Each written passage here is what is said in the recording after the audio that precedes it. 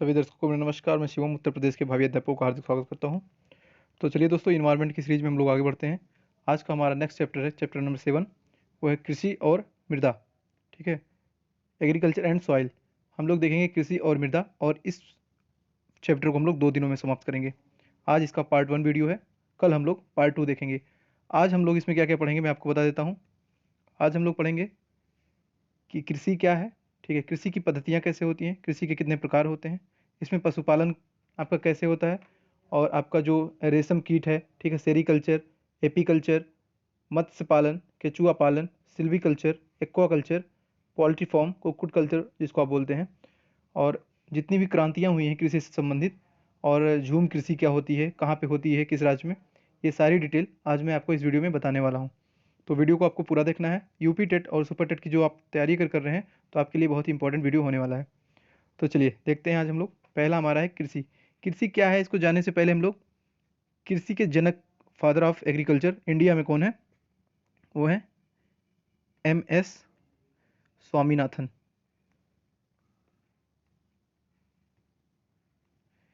इनको भारत में हरित क्रांति का जनक भी कहा जाता है, और यही जो है कृषि वैज्ञानिक थे बहुत बड़े। इन्हीं की बेटी जो है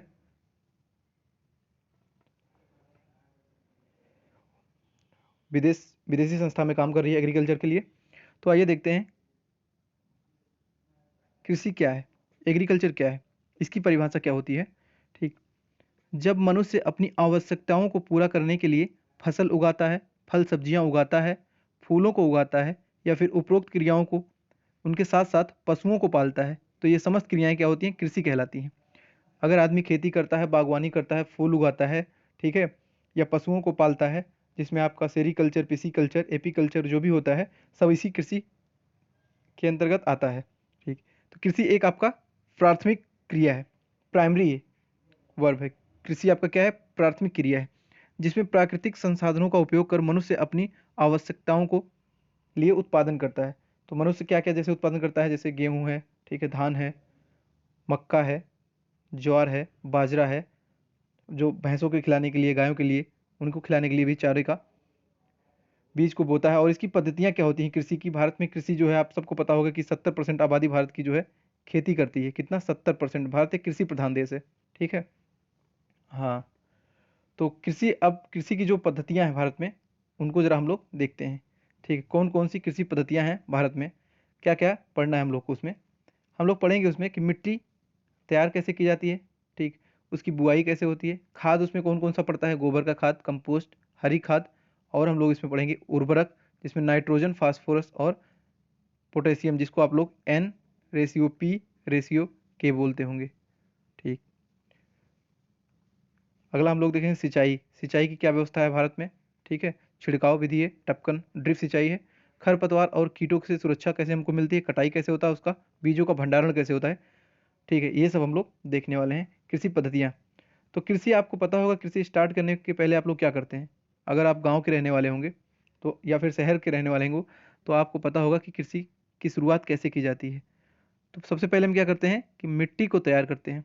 और मिट्टी कैसे तैयार होती है, हम हल से चाहे जुताई करें, या फिर ट्रैक्टर, आजकल मशीनीकरण हो गया है, ठीक है, तो मशीनों से हम जुताई करके, जुताई करने से क्या होता है, खेत मान लीजिए कोई है, इसमें मिट्टी है, इसको हम जब इसका खेत की जुताई करते हैं हल से या फार से, कल्टीवेटर से, तो इसकी मिट्टी नीचे वाला भाग ऊपर आ जाता है, और ऊपर वाला भाग नीचे चला जाता है। तो नीचे वाला जो भाग रहता है, उर्वरक शक्ति उसमें ज़्यादा होती है, पोषक पदार्थ ज़्यादा होता है, वो ऊपर आ जाता है, जिससे कि नाइट्रोजन की मात्रा ऊपर आ जाती है, और पौधे जल्दी हो जाते हैं और अच्छे होते हैं, पोषक ज़्यादा होता है ऐसी। ठीक है, तो हम पहले क्या करते हैं, कृषि बीज बोने से पहले हम क्या क्या करते हैं, पहले हम खेत अपना तैयार करते हैं। ठीक है, इसके बाद जब भुरभुरा कर लेते हैं, नाइट्रोजन की मात्रा हमको मिल जाती है, अंदर के पदार्थ ऊपर आ जाते हैं, तो कृषि अच्छी होती है।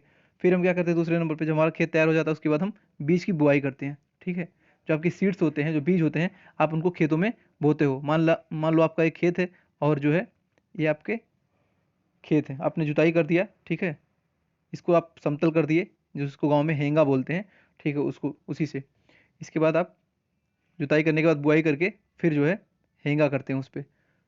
तो बुआई, आप इस मिट्टी में बुआई करते हैं, ठीक, और यही प्रक्रिया आपकी बुआई प्रक्रिया कहलाती है। ठीक, कई लोग क्या करते हैं, मशीनों से बोते हैं। आजकल इतना मशीनीकरण का जो आधुनिकीकरण का ज़माना है, तकनीकी का जो ज़माना है, तो मशीनों से जैसे आलू की बुआई होती है, गन्ने की बुआई होती है, तो इन सब की जो है मशीनों से आप कुछ कुछ चीज़ों को बो सकते हैं। ठीक है, मान लीजिए आपने बुआई कर लिया, इसके बाद आप क्या करते हैं, आपका फसल जब उग जाता है तो उसमें आपको खाद एवं उर्वरक देना होता है।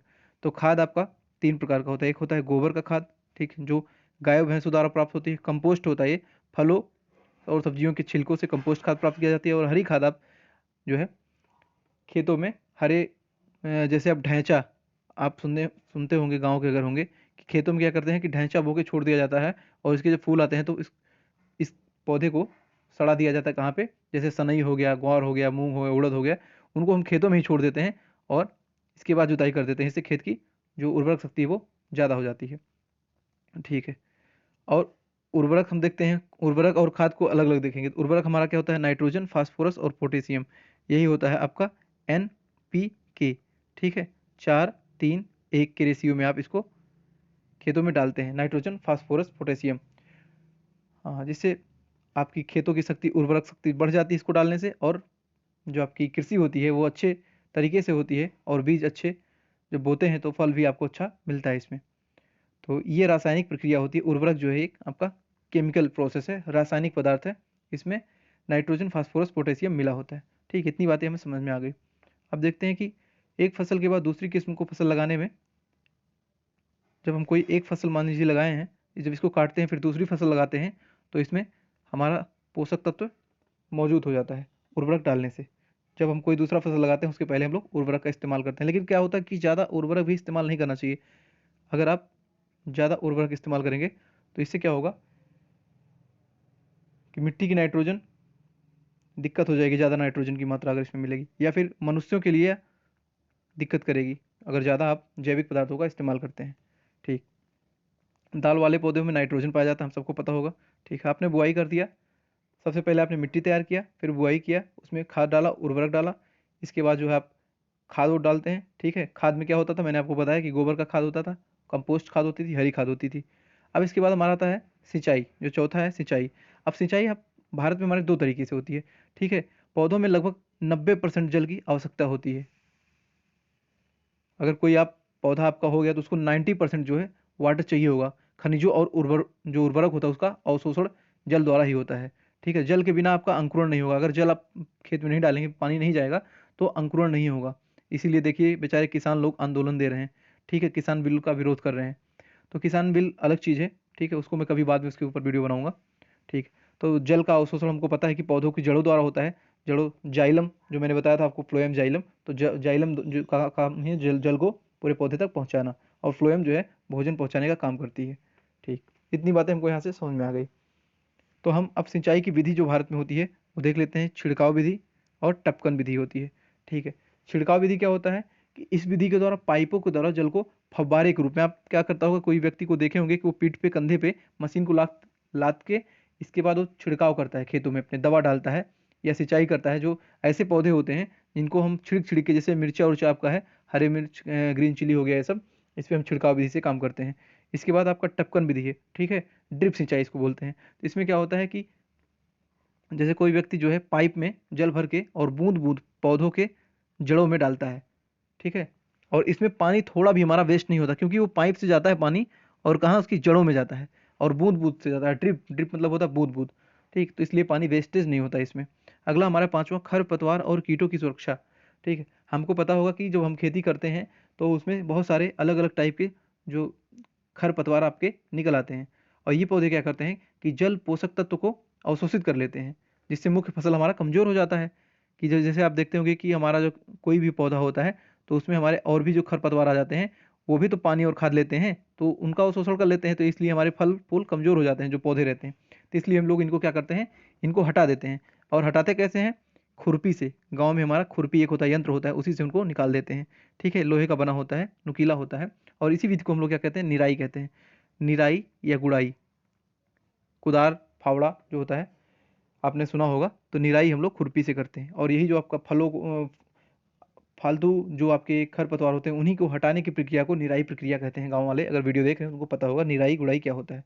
ठीक है, इसके बाद हम लोग खरपतवार और कीटों के बारे में देख लेते हैं। कीट क्या होता है, कीट भी आपको फसल पे नुकसान पहुंचाते हैं। जैसे अभी पाकिस्तान से आया था टिड्डा, पंजाब प्रांत से पाकिस्तान के टिड्डा बहुत सारे भारत में आ गए थे और क्या करते थे, ये पत्तियों को काट देते हैं, तनों और फलों में छेद कर देते हैं और उनका रस जो है चूस ले जाते हैं टिड्डा।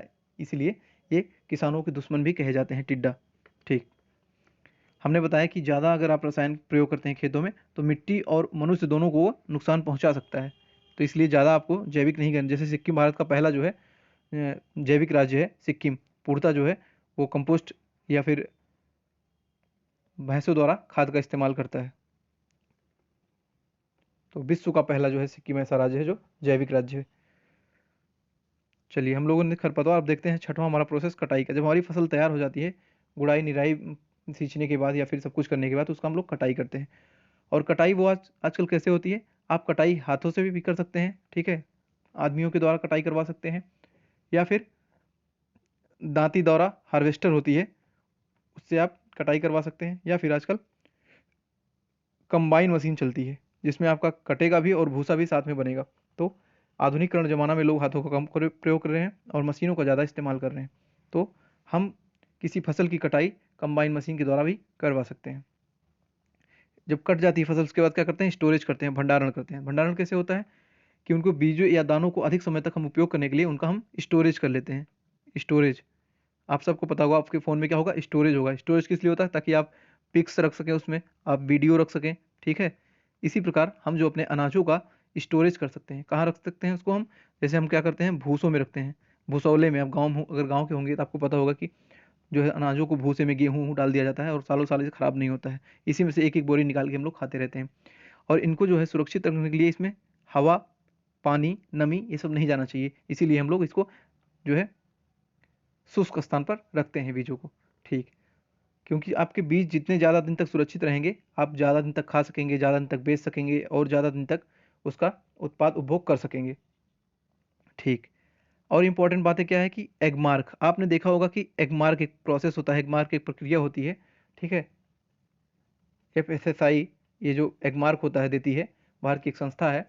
और एगमार्क एगमार्क अगर आपके किसी भी ब्रांड पे छपा होता है, इसका मतलब होता है कि कृषि उत्पाद में कितना गुणवत्ता है। ये कृषि उत्पादों पे एगमार्क छपा होता है और ये बताता है कि हमारा ये सामान कितना शुद्ध है, कितना गुणवत्तापूर्ण है।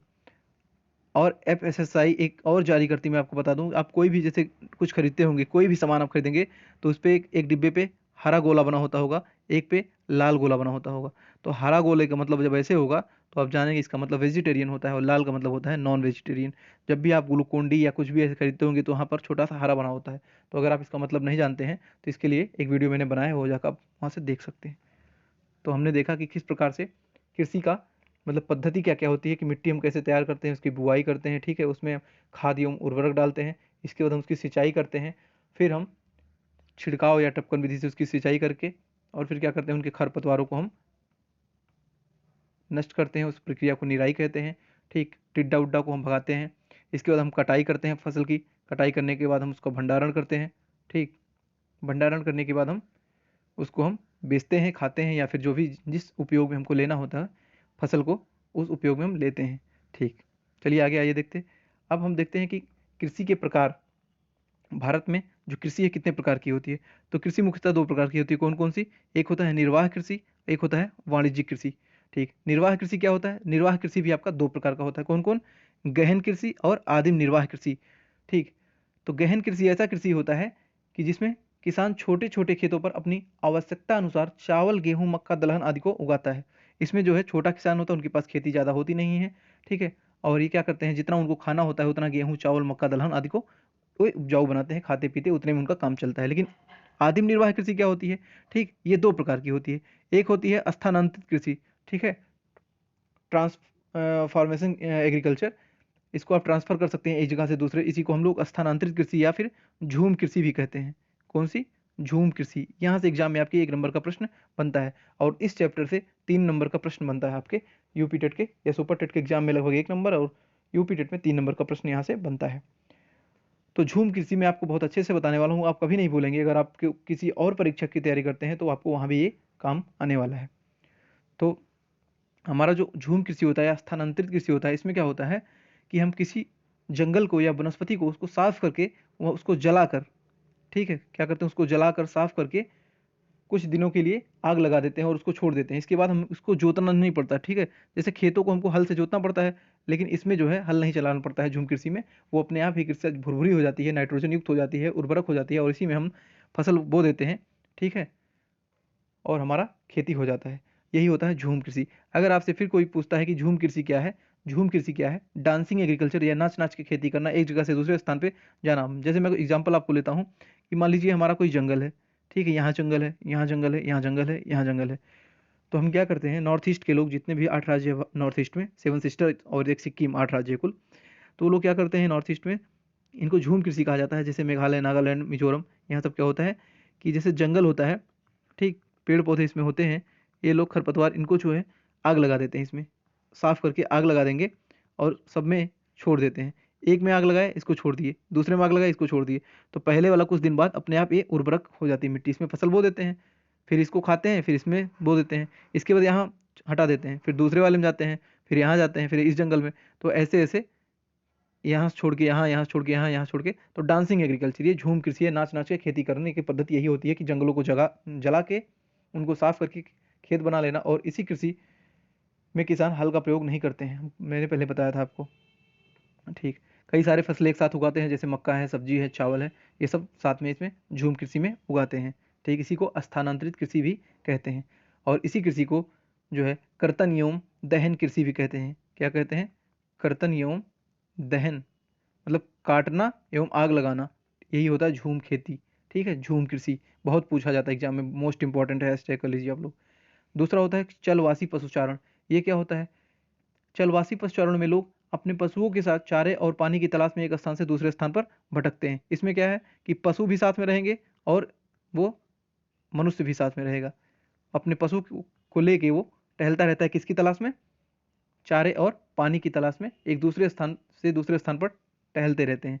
इनमें भेड़, ऊंट, बकरियां, याक, याक जो गुलाबी दूध देता है, हिमालय में पाया जाता है, पहाड़ों पाया जाता है, मवेशी आदि पालते हैं और जो इन लोगों को आवश्यकता को पूरा करते हैं, ठीक है। क्या क्या ये लोग पालते हैं? भेड़ है, ऊंट है, बकरियां, याक है, मवेशी, इतने सारे पालते हैं। जैसे लद्दाख में आपकी एक मैंने पहले वीडियो में जो पढ़ाया था कि चांगपा एक जनजाति है लद्दाख की। कौन सी? लद्दाख की चांगपा जनजाति है। जम्मू कश्मीर के बक्करवाल और हिमाचल प्रदेश की गद्दी जनजाति, बहुत इंपॉर्टेंट है ये गद्दी और चांगपा दोनों, हैश टैग कर लीजिए। हिमाचल प्रदेश की गद्दी और लद्दाख की चांगपा और जम्मू कश्मीर की बक्करवाल, ये जनजाति जो है यही सब करते हैं, ठीक है। क्या करते हैं ये लोग कि चलवासी पशु को पालते हैं। हाँ, तो हमने क्या देख लिया? हमने देखा कि जो हमारा कृषि है वो दो प्रकार का होता है, निर्वाह कृषि और वाणिज्यिक कृषि। निर्वाह कृषि दो प्रकार का होता है, गहन कृषि, आदिम कृषि। गहन कृषि होता है जो छोटे छोटे खेत और छोटे छोटे किसान होते हैं, अपने खाने भर का अनाज प्राप्त करते हैं। निर्वाह अपना मतलब जीवन चलता है, निर्वाह होता है, निर्वाह का मतलब अपना जीवन चलाते हैं। वहीं आदिम कृषि होता है कि दो प्रकार का, स्थानांतरित कृषि और चलवासी। स्थानांतरित होता है अनाज अनाज की खेती करना और चलवासी होता है भेड़ ऊँट बकरियों के साथ चारे और पानी की तलाश में भटकना। वहीं वाणिज्यिक कृषि होता है मतलब वाणिज्यिक मतलब व्यापारिक कृषि, ठीक है। इसमें आप पैसा भी कमा सकते हैं। वाणिज्यिक कृषि में एक फसल जो है बड़े पैमाने पर उगाई जाती है, ये व्यापार के लिए मुख्यतः किया जाता है, ठीक है। इनमें वाणिज्यिक कृषि ये हो गया, ठीक है। इसमें गेहूं और मक्का ये इसके जो है मुख्य फसल हैं। गेहूं और मक्का एक ऐसा है वाणिज्यिक फसल है, पैसा देता है, नकदी फसल है, ठीक। मिश्रित कृषि आपकी क्या होती है? इसमें जो है कृषि के साथ पशुपालन भी करना, कृषि के साथ पशुपालन करना। और रोपण कृषि क्या होती है? रोपण कृषि में इसमें चाय, कॉफ़ी, यहाँ देखिए ये वाला नकदी, ये नकदी नहीं था आपका। चाय, कॉफ़ी, केला, कपास, रबड़, काजू, गन्ना, ये सब आपकी नकदी फसल है और रोपण कृषि इसी को कहते हैं, ठीक है। इन फसलों को नकदी फसल भी कहा जाता है। किसको किसको? चाय हो गया, कपास हो गया, केला हो गया, कॉफ़ी हो गया, गन्ना हो गया, काजू हो गया, रबड़ हो गया, ये सब आपके नकदी फसल हैं और इसी को रोपण कृषि कहते हैं। तो वाणिज्यिक कृषि 3 प्रकार की होती है, एक पहला वाणिज्यिक कृषि, दूसरा मिश्रित कृषि और तीसरा रोपण कृषि। तो हमने देख लिया कि भारत में कृषि किस प्रकार से की जाती है। अब आइए हम लोग देखते हैं कि जो स्थानांतरित कृषि है उसको अलग अलग जगहों पे अलग अलग नाम से क्या क्या कहा जाता है, ठीक। इसी को कर्तन एवं दहन कृषि भी कहा जाता है, जैसा कि मैंने आपको बताया था। तो उत्तर पूर्व भारत यानी नॉर्थ ईस्ट इंडिया, जैसे मेघालय, नागालैंड, मिजोरम आदि में इसको झूम कृषि के नाम से जाना जाता है। वहीं हम बात करते हैं बुंदेलखंड, उत्तर प्रदेश का जो बुंदेलखंड एरिया जहाँ चना सबसे ज़्यादा होता है, यहाँ बेवार नाम से जानते हैं, और छत्तीसगढ़ में दीपा नाम से, ठीक। आंध्र प्रदेश में पोडू, मलेशिया में लदांग और ब्राज़ील में रोका नाम से झूम कृषि को जानते हैं, ठीक। अब आइए हम लोग थोड़ा पशुपालन को समझते हैं, क्या होता है पशुपालन। ठीक, पशुपालन भी हमारे जीवन के लिए बहुत इंपॉर्टेंट है। तो कुछ किसान सिर्फ खेती नहीं करते हैं, वे खाली समय में जानवरों को भी उनके उत्पाद के लिए पालते हैं। कोई कोई किसान तो सिर्फ जानवरों को ही पालते हैं। ये किसान जानवरों के उत्पादों को बाजार में बेचते हैं, जैसे मुर्गी पालन, मछली पालन, मधुमक्खी पालन, ठीक है, इत्यादि कुछ प्रमुख पालन है। तो आइए देखते हैं हम लोग कि पशुपालन में लोग क्या क्या, किस किस जीव को, जंतुओं को पालते हैं। पहला हमारा है रेशम कीट पालन, इसी को सेरीकल्चर कहते हैं, बहुत ही इंपॉर्टेंट है। सेरीकल्चर पूछता है कि सेरीकल्चर में किसका अध्ययन किया जाता है, तो रेशम कीट पालनों का अध्ययन सेरीकल्चर में किया जाता है। इसमें इस पालन में रेशम के कीड़ों को पाला जाता है। रेशम के जो कीड़े होते हैं उन्हीं को पाला जाता है, जो रेशमी रूमाल, तो इन्हीं कीड़ों से कपड़े बनते हैं। कैसे? रेशम के कीड़ों से रेशम प्राप्त किया जाता है, ठीक है। रेशम के कीड़े शहतूत पूछता है, बहुत ज़्यादा इंपॉर्टेंट है जो सेरीकल्चर, बहुत ही ज़्यादा इंपॉर्टेंट है। रेशम के कीड़े शहतूत के पेड़ों पर पाले जाते हैं। रेशम एक प्रकार का प्रोटीन होता है।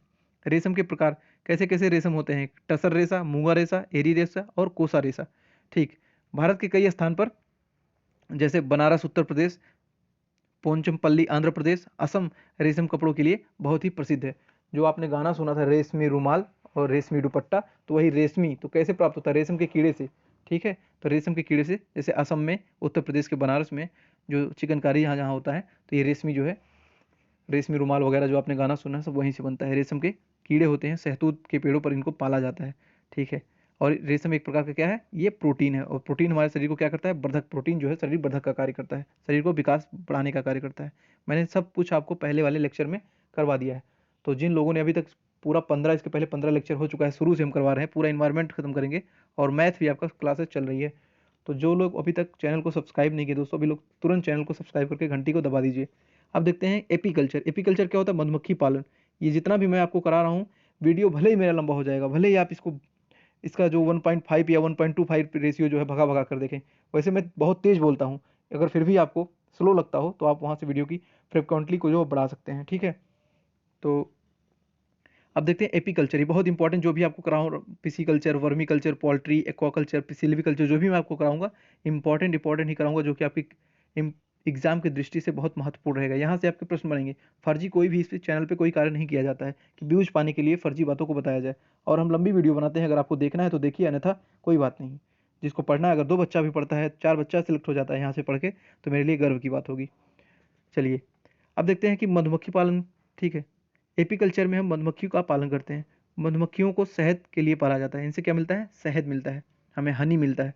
जब वो वाली हनी नहीं, ठीक है, अपनी वाली नहीं, ये खाने वाली हनी होती है। जब किसी मधुमक्खी को पराग रस मिल जाता है, तो वह अपने साथियों को नृत्य करके बताती है। पराग रस मतलब किसी पुष्प पे बैठे उसका रस चूस लेती है और अपने छत्ते में उसको जाके ले जा देती है, वहीं से हमको शहद की प्राप्ति होती है। तो वो बताती है नाच नाच के सबको, करे भैया चलो यहाँ इस फूल में पराग है। तो क्या करते हैं, सारी मधुमक्खियाँ वहाँ से पराग लेने चली जाती हैं। और क्या होता है इसमें? भारत में मधुमक्खियों को पालने के लिए अक्टूबर से दिसंबर तक का महीना उपयुक्त रहता है। कौन सा महीना? अक्टूबर से दिसंबर तक का महीना उपयुक्त होता है, क्योंकि इन महीनों में रानी मक्खी अंडे देती है। जो सब में जो है एक रानी होती है, जितनी मधुमक्खियाँ होती हैं पूरे डिब्बे में एक रानी होती है। और वही जो है कब? क्योंकि अक्टूबर से लेकर दिसंबर तक अंडे देती है रानी, और बहुत सारे जो है इसके बच्चे होंगे अंडे में, और खूब सारे रस लेके आएंगे और शहद बनाएंगे, और आपके लिए जो डाबर ओबर बना रहे हैं बाबा रामदेव पतंजलि का जो आता है हनी, ठीक। मधुमक्खी पालन होता कहाँ है? ये बाग बगीचों में। आप अगर आपके गाँव गिराव के कोई जो होंगे, तो वो देखेंगे आप, बड़े बड़े बक्सा जो है, बॉक्स होता है, बक्सा होता है ऐसे ऐसे, उसको जो है बाग बगीचे में रखते हैं, और जहाँ आसपास खेत वोत होता है। तो मधुमक्खी पालन के लिए लकड़ी के डिब्बों और चीनी का घोल, इसमें चीनी का घोल खूब क्विंटल क्विंटल चीनी वो लोग लाते हैं, और खूब जो है बेचते हैं शहद को। तो यही होता है एपीकल्चर, होता है मधुमक्खियों का पालन। अब होता है पिसीकल्चर, ठीक है। पिसीकल्चर में क्या होता है? पिसीकल्चर में होता है मत्स्य पालन, ठीक है। इस पालन में मछलियों को पाला जाता है। पिसीकल्चर बहुत इंपॉर्टेंट, सब कुछ जितना मैं आपको बता रहा हूँ, एपीकल्चर, पिसीकल्चर, ठीक, सेरीकल्चर, ये सब आप नोट करते जाइए, बहुत ही इंपॉर्टेंट है। आप एग्जाम में आएगा तो कर पाएंगे यहाँ से, ठीक। इस पालन में मछलियों को पाला जाता है। पाले जाने वाली प्रमुख मछलियाँ रोहू, आप लोग खाते होंगे, मंगूर, ठीक है, मासेर, कतला आदि। और इस पालन में झींगों का भी पाला जाता है, ठीक है। तो ये होता है पीसी कल्चर या मत्स्य पालन। केचुआ पालन, इसी को वर्मी कल्चर कहते हैं, और इसमें केचुए पाले जाते हैं। आप सबको पता होगा कि केचुए क्या करते हैं, कि ये खेतों में छोड़ दिए जाते हैं और ये जमीन को भुरभुरा बना देते हैं। केचुआ क्या करता है? जमीन को चाल के भुरभुरा बना देगा, और जिसकी इसकी उर्वरक शक्ति बढ़ जाती है, और इसीलिए इसको किसानों का मित्र कहा जाता है। तो एग्जाम में पूछ लिया जाता है कि किस जीव को किसानों का मित्र कहा जाता है, तो केचुआ को। और केचुआ का अध्ययन किस में किया जाता है? वर्मी कल्चर में। अब हम लोग देखते हैं सिल्वीकल्चर। सिल्वीकल्चर में क्या होता है कि यह वन और वन्य उत्पादों से संबंधित है। इसमें वनों को बढ़ावा दिया जाता है। ठीक है, इसमें क्या होता है? वनों को बढ़ावा दिया जाता है, यानी वन संवर्धन की बात कही जाती है सिल्वीकल्चर में। अगला हमारा है कि जल कृषि यानी एक्वाकल्चर। आप देखते होंगे मछलियों को एक्वेरियम में रखते हैं। ठीक है, तो इसमें जलीय जीव जंतु और वनस्पतियों को पाला जाता है। तो ऐसे याद कर सकते हैं एक्वावेरियम या एक्वाकल्चर। जैसे मछली, झींगा, केकड़ा, समुद्री घास, शैवाल आदि को आप एक्वावेरियम में घर में जो है रखते होंगे आप लोग, अगर फैंसी होंगे तो वही होता है एक्वेरियम या एक्वाकल्चर। अगला हमारा कुक्कुट पालन या पोल्ट्री फार्म। आपको पता होगा ऐसे ही पोल्ट्री फार्म सुनते सुनते आप बड़े हो गए होंगे बचपन से। आपके गांव में मुर्गियां होंगी, ठीक है, मुर्गियों को पाल रखे होंगे, बत्तख होंगे आदि को। इसी जो पालन होता है इसी को हम लोग पोल्ट्री कहते हैं, पोल्ट्री फार्म कहते हैं या फिर कुक्कुट पालन कहते हैं। इनमें मांस और अंडे प्राप्त किए जाते हैं। जैसे मुर्गी फार्म जो बहुत लोग आजकल बिजनेस कर रहे हैं गाँव में, मुर्गी फार्म खोल खोल के, तो वही होता है पोल्ट्री फार्म। ठीक है, कुक्कुट पालन उसी को कहते हैं।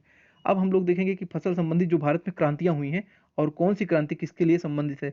अगर वैज्ञानिक नाम इंपॉर्टेंट रहेगा तो मैं बताऊंगा, हैशटैग करूंगा, नहीं तो नहीं बताऊंगा। चलिए हम देखते हैं नीली क्रांति। ठीक है, हमारा क्या है? नीली क्रांति। नीली क्रांति किससे संबंधित है? मछली पालन से। भूरी क्रांति ये जो है चमड़ा या कोको से संबंधित है।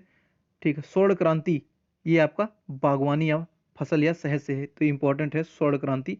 ठीक है, स्वर्ण रेशा क्रांति ये जूट उत्पादन से, इसको व्हाइट गोल्ड कहते हैं, सफेद सोना, व्हाइट गोल्ड।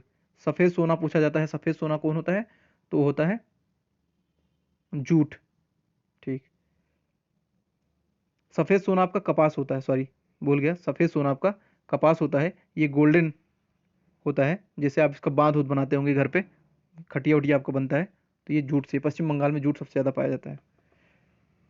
आपकी हरित क्रांति ये बहुत इंपॉर्टेंट है कि भारत में एम एस स्वामीनाथन को हरित क्रांति का जनक एवं डॉक्टर नॉर्मन बोरलॉग को विश्व में हरित क्रांति का जनक कहा जाता है। और ये आपका 1966-67 के दशक में हुआ था, 20वीं शताब्दी में। ठीक है, बहुत इंपॉर्टेंट है ये। भारत में हरित क्रांति सबसे पहले पंजाब में गेहूं के पौधे पे हुआ था, गेहूं के अनाज पे। इसमें गेहूं आता है, चावल आता है, मक्का आता है, बाजरा आता है। ठीक, ग्रे क्रांति। ग्रे क्रांति क्या होता है? ग्रे क्रांति ये उर्वरक से संबंधित होता है। ठीक है, अगला कुछ और क्रांतियां हुई हैं भारत में, जैसे गुलाबी क्रांति। ठीक, ये प्याज या झींगा उत्पादन से है। लाल क्रांति आपका मटर, मीट या टमाटर उत्पादन से है। लाल क्रांति मीट, आप देखते होंगे मीट कैसा होता है? लाल होता है, टमाटर लाल होता है, तो लाल क्रांति मीट या टमाटर से। सिल्वर क्रांति ये अंडा, इसको इंदिरा गांधी ने शुरू किया था, ये इंपॉर्टेंट है। सिल्वर क्रांति अंडा या पोल्ट्री। ठीक, श्वेत क्रांति operation flood, very very important hashtag. ठीक, वर्गीज कुरियन को जो है श्वेत क्रांति का जनक कहा जाता है, और इसमें दूध या डेयरी को उत्पादन में बढ़ावा मिलता है। पीली क्रांति ये भी इंपॉर्टेंट है, सैम पित्रोदा इसके जनक है, और तिलहन इसमें प्रमुख फसल है। गोल क्रांति आलू से है, और रेशा क्रांति कपास से है, इसी को व्हाइट गोल्ड कहा जाता है, श्वेत सोना भी कहा जाता है। श्वेत सोना कौन सा है? ये आपका कपास, इसी रेशा क्रांति कपास। सबसे ज़्यादा कपास कहाँ होता है? गुजरात में। ठीक, अब देखते हैं कुछ क्रांतियां जो है इसके संबंधित। दूसरी हरित क्रांति जो है दालों पे हुई थी, पहली गेहूं चावल पे थी, दूसरी जो है दाल पे। दूसरी श्वेत क्रांति ये मवेशी कल्याण के लिए थी, लेकिन पहली जो है ऑपरेशन फ्लड या दूध क्रांति से संबंधित था। दूसरी नीली क्रांति क्या थी? कि मछुआरों को कल्याण से थी। पहली मछलियों पालन से थी, दूसरा वाला मछुआरों के कल्याण से थी। और केसर क्रांति ये जो है आपकी जल या फिर सूर्य ऊर्जा से संबंधित था, जल या सूर्य ऊर्जा से संबंधित था केसर क्रांति। ठीक, तो इतनी बातें हमको यहाँ से समझ में आ गई। कुछ और हम आपको बता देते हैं, जैसे इसमें नोट नहीं मैंने किया था, अलग से मैं बता देता हूँ आपको। विटिकल्चर, इसको भी आप लोग हैशटैग कर लीजिए। ये पूछता है विटिकल्चर में क्या होता है, तो इसमें अंगूर की खेती होती है। विटिकल्चर में अंगूर की खेती होती है, ये भी आप हैशटैग कर लीजिए। हॉर्टिकल्चर, हॉर्टिकल्चर क्या होता है? हॉर्टिकल्चर में फलों का उत्पादन होता है। हॉर्टिकल्चर फलों का उत्पादन, और विटिकल्चर अंगूर की खेती। तो ये इंपॉर्टेंट था, इसको आप लोग नोट कर लीजिएगा। ठीक है, तो उम्मीद करता हूँ आपको वीडियो पसंद आई होगी। और अब जब हम लोग कल करेंगे उसमें हम लोग, आज हमने क्या पढ़ा है? कृषि पढ़ा है। इसमें हम लोगों ने क्या पढ़ा है? कृषि। और कृषि के हमने बहुत ही महत्वपूर्ण विषय देख लिए, कि कृषि कितने प्रकार की होती है, कौन कौन सी होती है, पशुपालन होता है जैसे पिसी culture, vermi culture, AP culture, ये सब हमने देख लिया। ठीक, हार्टिकल्चर, विटीकल्चर। अब हम लोग कल पढ़ेंगे कि कृषि को प्रभावित करने वाले कारक कौन कौन से हैं। ठीक है, जैसे मिट्टी, जलवायु और रबी की फसल, रबी, खरीफ और जायद, तीनों फसल देखेंगे क्या होता है, कब कब इनकी बुआई होती है। ठीक है, कुछ विदेशी फसल देखेंगे जहाँ से आपके सीटेट में 2 नंबर का क्वेश्चन आया हुआ था। अभी जो पेपर हुआ है 31 जनवरी को, उसमें आपका पूछा था कि मिर्च जो आया था वो कहाँ से आया था, तो वो आया था मिर्च आपका दक्षिणी अमेरिका महाद्वीप से आया था। ठीक है, तो ये क्वेश्चन आपका पूछा गया था। और आपका पूछा गया था कॉफ़ी वाला कि कॉफ़ी जो है कहाँ से आया था, कॉफ़ी का देश क्षेत्र कौन सा है, तो ये दक्षिण अफ्रीका है। ठीक, तो ये 2 नंबर का प्रश्न आपका सीटेट में पूछा गया था इस बार 31 जनवरी को। तो आप देख सकते हैं यहीं से एक टॉपिक से 2 क्वेश्चन आ गए। तो ऐसे ही और रेसा वाला भी पूछा गया था कि नायलॉन क्या है, मानव द्वारा बनाया गया रेसा है या कृत्रिम रेसा है। तो ये सब हम लोग यहीं इसी चैप्टर में सब कुछ आपको आगे मिलने वाला है। कल हम लोग करेंगे कि कृषि जो है विदेशी फसलें क्या होती हैं। ठीक है, कौन किस फसल का जन्म कहाँ पे हुआ है, और कृषि को प्रभावित करने वाले कारक क्या क्या हैं, और देखेंगे मृदा क्या होती है। ठीक, मृदा के प्रकार देखेंगे, जैसे आपका हो गया लाल मिट्टी, काली मिट्टी, लेटराइट मिट्टी, मरुस्थलीय मिट्टी, जलोढ़ मिट्टी, ये सब देखेंगे। और देखेंगे कि मृदा संरक्षण के लिए सरकार द्वारा क्या क्या कदम उठाया गया है, और किस राज्य में कौन सी चीज़ें ज़्यादा पाई जाती हैं, जैसे कपास गुजरात में, ठीक है, रबड़ केरला में, जूट पश्चिम बंगाल में, लीची मुजफ्फरपुर, अल्फांसो आम महाराष्ट्र में। तो ये सब देखेंगे कि कौन सी फसल कहाँ सबसे ज़्यादा पाई जाती है। ठीक, कौन कौन सी विदेशी फसल हैं, रेसा क्या होता है, मिट्टी क्या होती है, कितने प्रकार की मिट्टी होती है, ये सब हम लोग कल की वीडियो में पार्ट 2 में चर्चा करेंगे। कब करेंगे, पार्ट 2 कल आपकी वीडियो आएगी, तो आप लोग पार्ट 2 भी देखिएगा, बहुत ही इंटरेस्टिंग है, बहुत अच्छे से। इसके बाद हम लोग इस चैप्टर के पूरे क्वेश्चन करेंगे, यहाँ से 40 प्रश्न जैसा कि हर बार हम करते हैं 2011 से लेकर 19 तक के प्रश्न यहाँ तक इस चैप्टर में करेंगे। तो अगर आपने अभी तक चैनल को सब्सक्राइब नहीं किया, आज ही दफ़ा HD चैनल को सब्सक्राइब करके घंटे को दबा लें, और मैथ की वीडियो आपकी कल आएगी। ठीक है, इसके बाद नंबर सिस्टम कल आपका खत्म हो जाएगा, फिर LCM और HCF शुरू करेंगे। तो ठीक है, मिलते हैं अगली वीडियो में, तब तक के लिए नमस्कार, जय हिंद, जय भारत।